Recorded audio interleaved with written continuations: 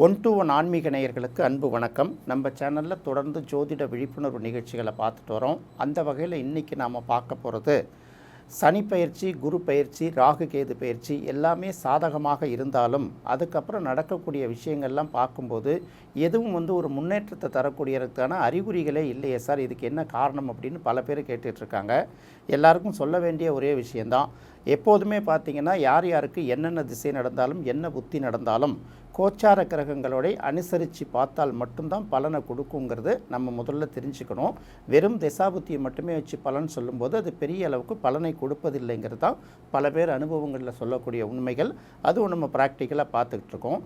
இப்போ நாம் பார்க்கும்போது கடந்த வருடம், அதாவது புத்தாண்டு தொடக்கத்திலே எல்லாம் பேசும்போது எந்தெந்த ராசிகளுக்கு இந்த 2025ஆம் ஆண்டு நல்லா இருக்கும் அப்படின்னு பார்க்கும்போது ரிஷப ராசிக்கு குரு பயிற்சி, சனி பயிற்சி, ராகு கேது பயிற்சி எல்லாமே சாதகமாக இருக்கிறதுனால அவங்களுக்கு ரொம்ப நல்லாயிருக்கும். அதுக்கப்புறம் துலாம் ராசிக்கும் அதே போல் குரு பயிற்சி, சனி பயிற்சி, ராகு கேது பயிற்சிகள் ஃபேவராக இருக்கிறதுனால அவங்களுக்கும் நல்லாயிருக்கும். அப்புறம் மகர ராசிக்கு 7.5 சனியை விட்டு விலகிறதுனால சனி 3ஆம் இடத்துக்கு வர்றது அது நல்லாயிருக்கும். அப்படிங்கிற மாதிரி இந்த 3 ராசிகளுக்கும் ஒரு பொதுவான பலனை சொன்னாங்க. இது தவறுன்னு சொல்ல முடியாது, இது சரியான பலன்கள் தான், அது எந்த வகையிலும் தவறு இல்லை. அதே சமயம் சனியால் கிடைக்கக்கூடிய பலன்கள், குருவால் கிடைக்கக்கூடிய பலன்கள், ராகு கேதுவால் கிடைக்கக்கூடிய பலன்கள் இதுவரைக்கும் சரியாக கிடைக்கலையே, இதுக்கு என்ன காரணம் அப்படிங்கிற ஒரு கேள்வி வந்துட்டு இருக்கோம்ல. இந்த இடத்துல தான் நம்ம கோச்சார கிரகங்களை ரொம்ப அனுசரித்து பார்க்கணும். இப்போ கோச்சார கிரகங்களோட இயக்கத்தில் பார்த்தீங்கன்னா சந்திரன் 2.25 நாளைக்கு ஒரு தடவை ஒரு ராசி மாறிக்கிட்டே இருக்கும். அடுத்தது இந்த முக்கியமாக பார்க்க வேண்டியது பார்த்திங்கன்னா சனி அப்படிங்கிற கிரகத்தை பார்க்கும்போது பார்த்திங்கன்னா சனி பயிற்சிங்கிறது 2.5 வருஷத்துக்கு ஒரு தடவை தான் நடக்குங்கிறதுனால சனி ஒரு ராசியிலேருந்து இன்னொரு ராசிக்கு போகிறதுக்கு 2.5 வருஷம் ஆகிடும். அதே போல் சூரியன் அப்படிங்கிறது பார்த்திங்கன்னா ஒவ்வொரு மாதமும், ஒவ்வொரு தமிழ் மாதமும் ஒரு ராசியில் இருக்கும். செவ்வாய் அப்படிங்கிறது பார்த்திங்கன்னா 1.5 மாதத்துக்கு ஒரு தடவை ஒரு ராசிலேருந்து இன்னொரு ராசிக்கு போவோம். இந்த செவ்வாய்க்கு பார்த்திங்கன்னா இந்த வக்ரம் அப்படிங்கிற சில சூழ்நிலைகள் வரும்போது அதில் சில மாற்றங்கள் வருங்கிறதுனால இப்போ கோச்சார ரீதியாக சூரியன், செவ்வாய், சனி எந்த வகையில் தொடர்பு கொண்டிருக்கு அப்படின்னு பார்க்கும்போது தான் அதோட உண்மையான பலன்களை நாம் அனுபவிக்க முடியும். சூரியன் அல்லது செவ்வாய்க்கு சனியோட தொடர்பு கோச்சார ரீதியாக கிடைக்கும்போது, அல்லது சனிக்கு சூரியன் அல்லது செவ்வாயோட தொடர்பு கோச்சார ரீதியாக கிடைக்கும்போது எல்லாமே பார்த்திங்கன்னா எல்லா நிலைகளும் பார்த்திங்கன்னா அப்படியே ஸ்தம்பிச்சு போகிற மாதிரி ஒரு நிலை ஏற்படும். இதை கிட்டத்தட்ட பார்த்திங்கன்னா இது ஒரு கிரக இறுக்கம் அப்படின்னு கூட சொல்லலாம். இப்போ நம்ம ஒரு உதாரணத்துக்கு எடுத்துப்போம். இப்போ சனி பார்த்திங்கன்னா இந்த வருஷம் மார்ச் மாதமே மீனராசிக்கு வந்துருச்சு. மீனராசியில் இருக்கும்போது சனி மட்டுமே தனிச்சு இயங்கலை இல்லையா. அப்போ சனி கூட கொஞ்ச நாள் வரைக்கும் சேம் டிகிரியில் கொஞ்சம் தள்ளி ராகு இப்போ தான் கொஞ்சம் கொஞ்சமாக விலகி வந்திருக்கு. அதுக்கப்புறம் மீனராசிக்கு சுக்கிரன் பார்த்திங்கன்னா சுக்கிரன் அங்கே இருக்க வேண்டிய இடத்துலேருந்து அப்புறம் வக்ரமாகி அது தனிச்சு இயங்க முடியாத ஒரு சூழ்நிலை ஆரம்பிச்சது. அதுக்கப்புறம் பார்த்திங்கன்னா சுக்கிரன் விலகி வந்த பிறகு கூட பார்த்திங்கன்னா இப்போ ரீசெண்டாக சனி வக்ரம் ஆகிவிட்டது.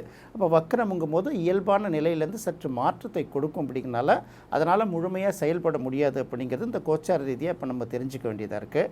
அதுக்கு அடுத்தது பார்த்திங்கன்னா செவ்வாய் கடகராசியில் இருக்கும்போது 8ஆம் பார்வையாக மீனத்தை பார்க்கும்போது அந்த சனியால் முழுமையாக செயல்பட முடியாத ஒரு சூழல் ஏற்பட்டிருக்கும். அதன் பிறகு பார்த்திங்கன்னா தற்போது செவ்வாய் கன்னிராசியில் இருக்குது. நான் சொல்கிறது எல்லாமே கோச்சார ரீதியான விளக்கங்களை மட்டும்தான் இப்போ நான் சொல்லிகிட்டு இருக்கேன். தனிப்பட்ட ஜாதகத்தை போட்டு குழப்பிக்க வேணாம். அப்போ கன்னியில் இருக்கக்கூடிய செவ்வாய் 7ஆம் பார்வையாக சனியை பார்க்கும். மீனத்தில் இருக்கக்கூடிய சனி 7ஆம் பார்வையாக கன்னியில் இருக்கக்கூடிய செவ்வாயை பார்க்கும். அப்போ செவ்வாயும் சனியும் ஒன்றை ஒன்று பார்த்து கொள்வதனால இந்த சமசப்தம பார்வை இது ஒரு நெருக்கடியை ஏற்படுத்தும். இப்போ அடுத்தது பார்த்திங்கன்னா செவ்வாய் கிட்டத்தட்ட செப்டம்பர் 14, 15ஆம் தேதி துலாத்துக்கு வந்த பிறகு சனியோட பார்வையிலேருந்து விடுபட்டாலும் கூட சூரியன் புரட்டாசி மாதம் முழுவதும், அதாவது செப்டம்பர் 15லேருந்து அக்டோபர் 15 வரைக்கும் சூரியன் கன்னி ராசிக்கு வரும்போது அப்போ சூரியனும் சனியும் சமசப்தமாக பார்த்து கொள்ளக்கூடிய ஒரு சூழ்நிலை வரும். சுக்கிரன் ரிஷப ராசியிலேருந்து மிதுன ராசிக்கு வரும்போது குருவோட இணையக்கூடிய காலகட்டம் வந்ததில்ல, அந்த ஸ்தம்பிச்ச நிலை பல பேருக்கு பொருளாதார ரீதியாக கடுமையான நெருக்கடியை தோற்றுவிச்சிருச்சு. இப்போ நீங்கள் இப்போ எடுத்து பாருங்கள், செவ்வாய் கன்னி ராசியில் இருக்குது. அதே போல் குருவும் சுக்கிரனும் மிதுன ராசியில் இருக்குது. இரண்டும் புதனோட வீடுகளுங்கிறதுனால இதுவும் கிட்டத்தட்ட ஒரு சேர்க்கைக்குரிய சில வலிமைகளை, சேர்க்கைக்குரிய சில தாக்கங்களை ஏற்படுத்துங்கிறது தெரிஞ்சுக்கணும். அடுத்தது செவ்வாய் என்பது 7ஆம் பார்வையாக சனியை பார்க்குது.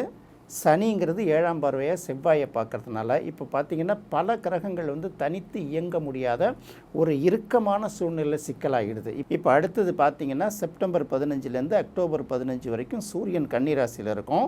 அதுக்கு பக்கத்திலேயே செவ்வாய் இருக்கும். அப்போ சூரியன் சனியோட பார்வை ஒன்று சம்மந்தப்படும் போது பக்கத்தில் இருக்கக்கூடிய செவ்வாயோட தாக்கமும் அதில் ஏற்படும். அப்போ சூரியன் செவ்வாய் சனி எப்பப்பெல்லாம் கோச்சார ரீதியாக ஒரு தொடர்பு ஏற்படுத்தப்படுகிறதோ அப்போல்லாம் பார்த்திங்கன்னா ஒவ்வொருவருக்கும் ஒவ்வொரு மாதிரியான நெருக்கடி இருக்கும். நாடுகளுக்கும் சில நெருக்கடி இருக்கும். நம்ம நிறையா விபத்துக்களை பார்க்குறோம், நெருக்கடிகளை பார்க்குறோம், இயற்கை சீற்றங்களை பார்க்குறோம். இதை கடந்து மக்கள் அன்றாட வாழ்க்கையில் ஏதோ ஒரு நெருக்கடியிலையும் அவஸ்தையிலையும் சிக்கிட்டு பார்த்துட்ருக்கோம்ல. இந்த கிரகங்கள் ஒன்றோட ஒன்று இறுக்கமாகி அவஸ்தையில் சிக்கிக்கிட்டு இருக்கிற காலகட்டங்களில் மனிதர்களும் இந்த மாதிரியான அவஸ்தைகளையும் இறுக்கங்களையும் சிக்கி மாட்டிக்கிறாங்கங்கிறது தான் நாம் இந்த இடத்துல தெரிஞ்சுக்கணும். அதன் பிறகு பார்த்திங்கன்னா அக்டோபர் 15 பிறகு சூரியன் துலாம் ராசியில் நீச்சமாகணுந்தா கூட அங்கு செவ்வாயோடு அதுக்கு தொடர்பு கிடைக்கும் குறைகிறதுனால் அதன் பிறகு செவ்வாய் விருச்சிக ராசிக்கு போகும்போது பின்னாடியே சூரியனும் போகும். இப்படி சூரியனும் செவ்வாயும் சேர்ந்து பயணிக்கிற காலங்களும் பார்த்திங்கன்னா நிறைய பேருக்கு இந்த வேலை வாய்ப்பு சம்மந்தப்பட்ட பிரச்சனைகள் வரும். இதை தான் இந்த தொடர்ச்சியாக பார்க்காம நம்ம என்ன நினச்சிடுறோம் அப்படின்னு கேட்டிங்கன்னா, ஓகே இந்த ராசிக்கு சனி இந்த இடத்துக்கு வருது, இந்த ராசிக்கு குரு இந்த இடத்துல வருது, ராகு கேது இந்த இடத்துல வருது, இந்தந்த நன்மைகளை எல்லாம் கொடுக்கும் அப்படிங்கிறத சொல்கிறாங்க. உண்மையிலேயே இந்த ராகு கேது சனி குரு பயிற்சிகள்லாம் அந்தந்த இடங்களுக்கு வரும்போது நல்ல பலனை கொடுக்குங்கிறதெல்லாம் மாற்றம் இல்லை. அதே சமயத்தில் அந்த கிரகங்கள் வேறு எந்த கிரகங்களோட கோச்சார கிரகங்களோட பார்வையிலையோ சேர்க்கையிலையோ சிக்கி கொள்ளும்போது அதனால் முழுமையாக இயங்க முடியாதுங்கிற ஒரு விஷயத்தை எடுத்து தான் நம்ம முடிவுக்கு வரணும். அதனால் வெறும் இந்த கிரக பயிற்சிகளை வச்சு மட்டுமே இவங்க வாழ்க்கையில் மிகப்பெரிய அளவுக்கு முன்னுக்கு வர முடியும் அப்படிங்கிற ஒரு சொல்கிறது பல நேரங்களில் தவறி போகிறதுக்கு இதுதான் ரீசன். பாதிப்புகள் வருவதற்கும் இந்த நெருக்கடிகள் வருவதற்கும், அதாவது நல்லா தொடர்ந்து போயிட்டே இருக்கும். திடீர்னு பார்த்திங்கன்னா ஒரு வாரத்தில் எல்லோரும் தலைகீழ புரட்டி போட்டுடும். இப்போ நம்ம ரீசெண்டாக பார்க்கும்போது கூட மிதுன ராசிக்கு சுக்கிரன் வரும்போது ஏற்கனவே அங்கே குரு இருக்குது. அதாவது குருவுக்கு முன்னாடி ஒரு 4-5 டிகிரி, குருவுக்கு பின்னாடி இந்த 4-5 டிகிரியில் அந்த சுக்கிரன் வரும்போது என்ன மாதிரியான தடுமாற்றங்கள் ஏற்படுங்கிறத பல பேருக்கு முன்கூட்டியே கணிக்கும். அப்படி கணிக்கும் போது பார்த்திங்கன்னா அந்த நெருக்கடி நிறைய பேருக்கு அந்த நெருக்கடி ஏதாவது ஒரு வகையில் நிறைய பேருக்கு பண நெருக்கடியை கொடுத்தது. ஏன்னா ரெண்டும் பணத்தை குறிக்கக்கூடிய கிரகங்கள்னால வெவ்வேறு பேருக்கு வேலைவாய்ப்பு சம்மந்தப்பட்டது, தொழில் நெருக்கடி, இப்படி எல்லாத்தையும் நெருக்கடியும் கொடுத்தது. அதை விட்டு விலகும் போது தான் அந்த குருவுக்கும் சுக்கிரனுக்கும் இடையே உள்ள அந்த பாகைங்கிறது விலக தான் ஒரு மாற்றம் வரும். இப்படி கோச்சார நிலைகளில் பல கிரகங்கள் கிரக அவஸ்தை, கிரக நெருக்கடி அப்படிங்கிற சிக்கலில் சிக்கிட்டு இருக்கிறதுனால இதையெல்லாம் மாற்றம் அடையும் போது தான் கொஞ்சம் கொஞ்சமாக அந்த முன்னேற்றம் நமக்கு கிடைக்கும்.